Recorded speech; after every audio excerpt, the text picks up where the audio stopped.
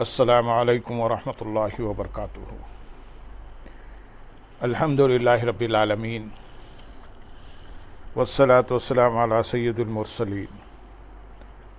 اما بعد فاعوذ باللہ من الشیطان الرجیم، بسم اللہ الرحمن الرحیم۔ برادران عزیز و معزز خواتین، آج کی اس نشست میں سورۃ الحج کی آیت نمبر 25 اور 26 کا ترجمہ و تفسیر پیش کرنے کی سعادت حاصل کی جائے گی۔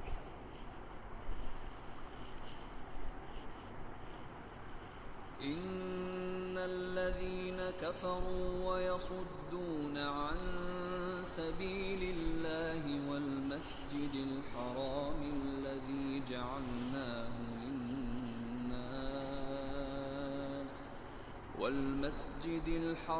الذي جعلناه للناس سواء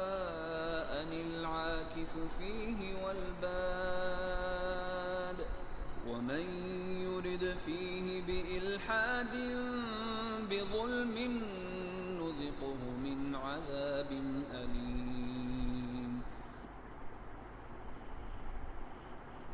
وَإِذْ بَوَّأْنَا لِإِبْرَاهِيمَ مَكَانَ الْبَيْتِ أَلَّا تُشْرِكْ بِي شَيْئًا وَطَهِّرْ بَيْتِيَ لِلطَّائِفِينَ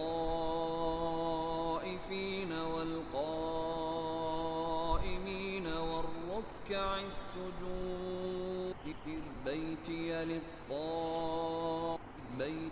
للطائفين والقائمين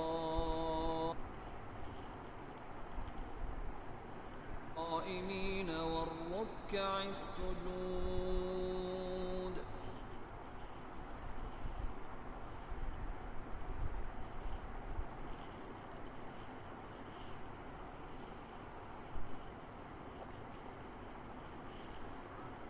بے شک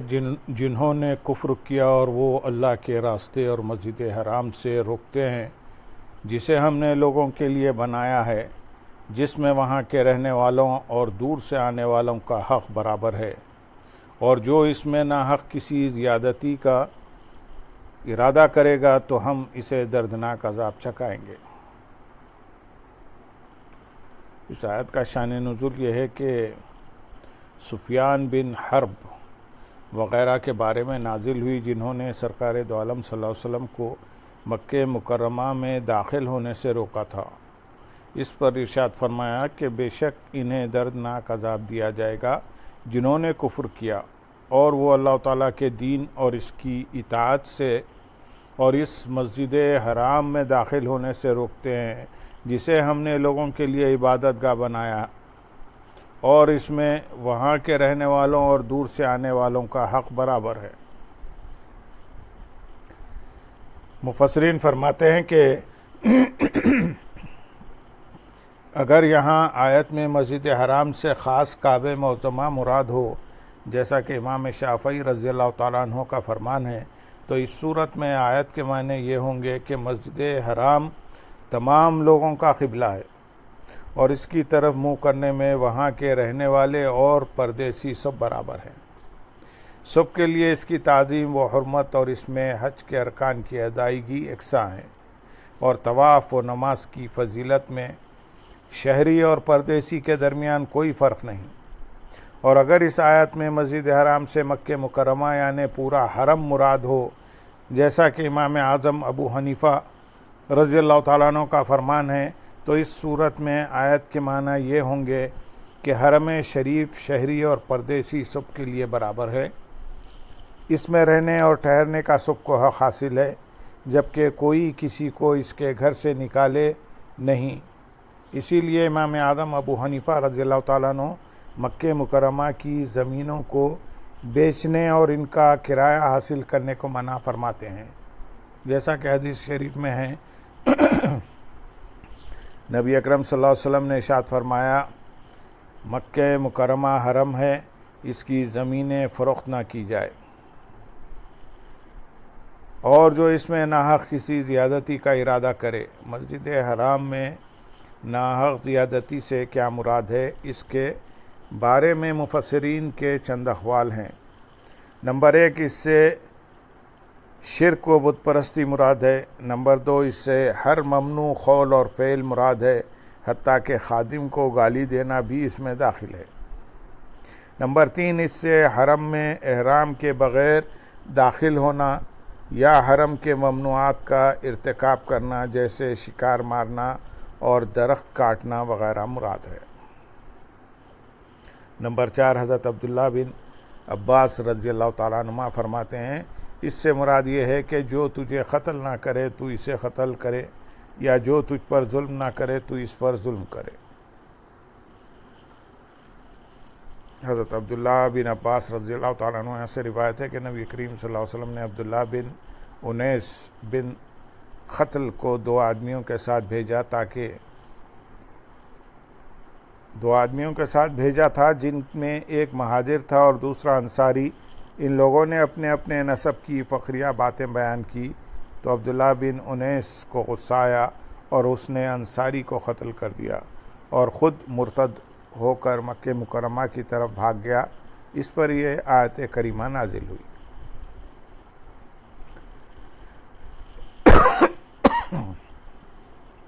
آیت نمبر 26 میں ارشاد ہے، اور یاد کرو جب ہم نے ابراہیم کو اس گھر کا صحیح مقام بتا دیا اور حکم دیا کہ میرے ساتھ کسی کو شریک نہ کرو، اور میرے گھر کو طواف کرنے والوں اور قیام کرنے والوں اور رکوع سجدہ کرنے والوں کے لیے خوب صاف ستھرا رکھو۔ کعبہ معظمہ کی عمارت پہلے حضرت آدم علیہ السلام نے بنائی تھی، اور جب حضرت نوح علیہ السلام کی قوم پر طوفان آیا تو اس وقت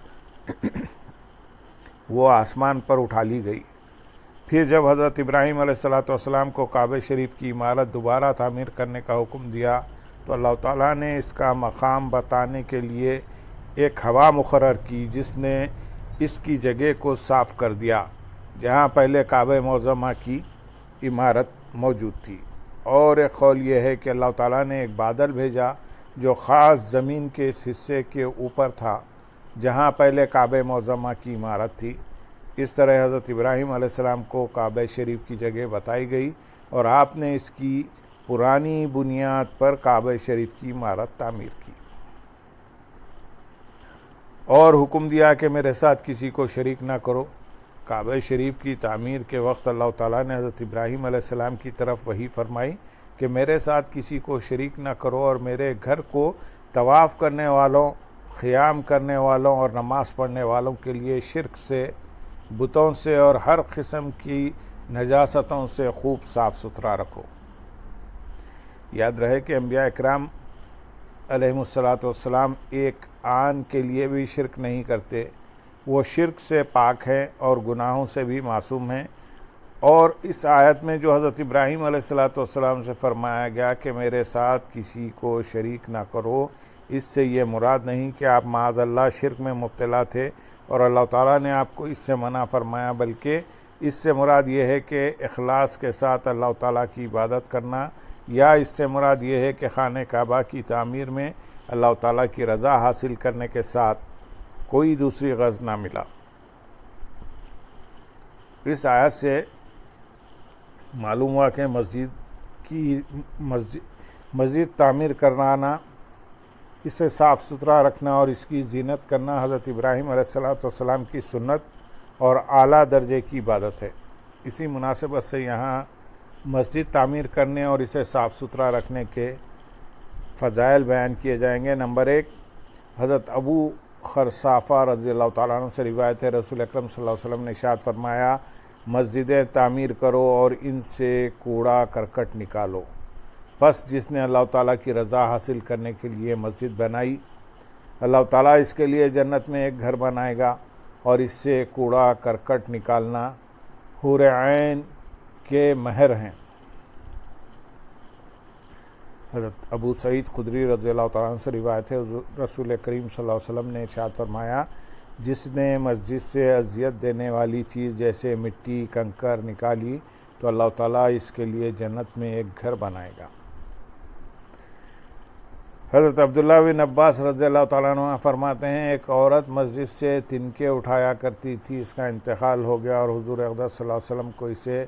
دفن کرنے کی اطلاع نہ دی گئی تو آپ نے ارشاد فرمایا جب تم میں کسی کا انتقال ہو جائے تو مجھے اطلاع دے دیا کرو۔ پھر آپ صلی اللہ علیہ وسلم نے اس عورت پر نماز پڑھی اور فرمایا میں نے اسے جنت میں دیکھا ہے کیونکہ وہ مسجد سے تنکے اٹھایا کرتی تھی۔ اس آیت سے یہ بھی معلوم ہوا کہ مسجد کا متولی نیک آدمی ہونا چاہیے۔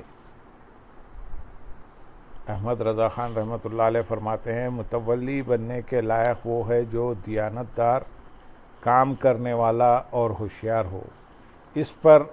وقف کی حفاظت اور خیر خواہی کے معاملے میں کافی اطمینان ہو، فاسق نہ ہو کہ اس سے نفسانی خواہش یا بے پرواہی یا حفاظت نہ کرنے یا لہو و لعب میں مشغول ہونے کی وجہ سے وقف کو نقصان پہنچانے یا پہنچنے کا اندیشہ ہو، بدعقل،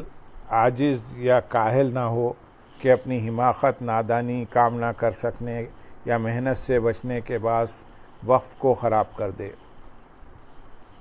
فاسق اگرچہ کیسا ہی ہوشیار، کام کرنے والا اور مالدار ہو، ہرگز متولی بننے کے لائق نہیں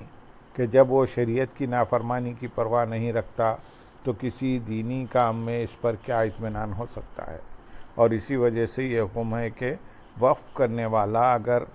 خود فسق کرے تو واجب ہے کہ وقف اس کے قبضے سے نکال لیا جائے اور کسی امانت دار اور دیانت دار کو سپرد کیا جائے۔ اللہم صلی علی سیدنا محمد وعلی آل سیدنا محمد وبارک وسلم وآخر دعوانا الحمدللہ رب العالمین۔